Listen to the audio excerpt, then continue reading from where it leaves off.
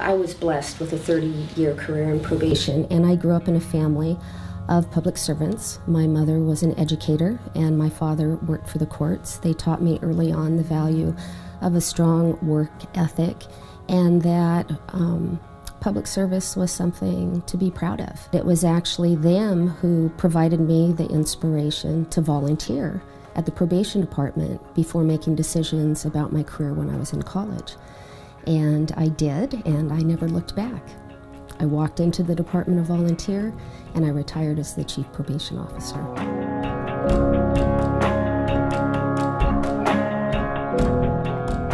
People have asked me, particularly when it was time for me to retire, what was your favorite thing about probation? And interestingly, I loved having a caseload. I loved providing case management. I was really inspired by having the opportunity to help guide and direct and support the clients to succeed.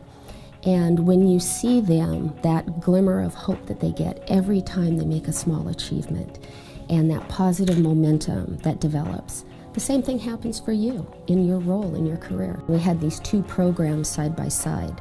The pre-existing Los Prados program that had been in existence since 1944, and the Tri-Counties Boot Camp that was a collaborative between San Luis Obispo, Ventura, and Santa Barbara County that opened in 1997. To see the benefits of that program, to see these young men who came into the program sometimes multiple grade levels behind in school, some of them with felony convictions.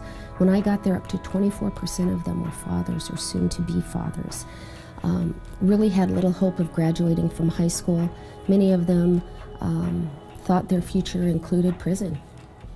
And to see what can occur when you put them in a stable environment with structure, with 3 meals, with an educational program that's second to none, with time to do their homework and time to feel some positive progress, we really did change lives there. And we changed not only the life of that individual, we helped the families that were left behind in the community, and we helped the community for generations to come.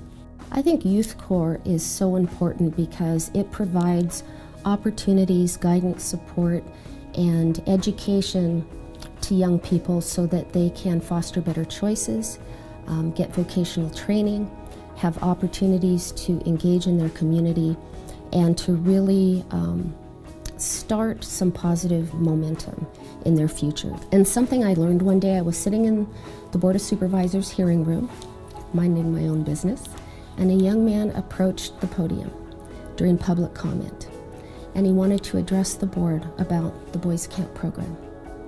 And it wasn't someone that we had worked with who was going to make this presentation. It was someone that through his youth group was sort of mentored to go and to be heard at this meeting. And when he spoke to the board, he said, I want to talk to you about the camp program, and this is a program that made a difference in my life. I didn't have a lot of hope. I didn't think I was going to graduate from high school or go on to school. It changed my life. And I'm here now, I'm law-abiding, I'm in college. I have a future ahead of me. And I know you have hard choices to make, and I know you're making tough decisions about the budget, but I just want you to know that even if you close one bed, that could have been my bed. So do what you can. So it really made me look at helping in terms of small increments, small bites. We may be overwhelmed by the challenge of need in our community. If you can help to keep one bed open a program, or one slot open in a program like Youth Corps, or 1 or 2 meals on a senior's table, or a couple of slots open in a Head Start program, that's what matters. You can't become overwhelmed by the enormity of the challenge. Do what you can as an individual, and as a community, we can collectively get a lot done.